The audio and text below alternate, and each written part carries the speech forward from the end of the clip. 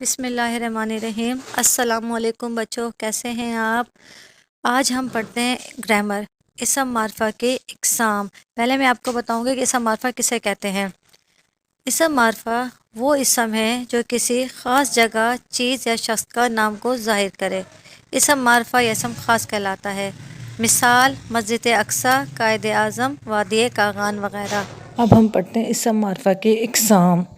اسم علم، اسم ضمیر، اسم اشارہ، اسم موصول، یعنی اسم معرفہ کے 4 اقسام ہیں۔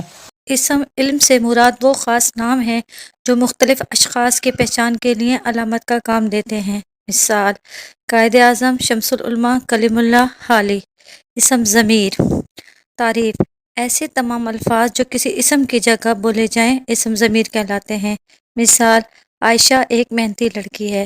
اب جو عائشہ ہے یہ اسم ہے، اب اس کی جگہ جو ہم بولیں گے وہ صبح سویرے اٹھتی ہے، اس کے 2 بھائی ہیں۔ اسم اشارہ: اسم اشارہ وہ اسم ہے جو کسی شخص، جگہ یا چیز کی طرف اشارہ کرنے کے لیے استعمال کیا جائے۔ مثال: یہ گلاب کا پھول ہے، اس بچے کا باپ کہاں ہے، وہ کرسی ہے۔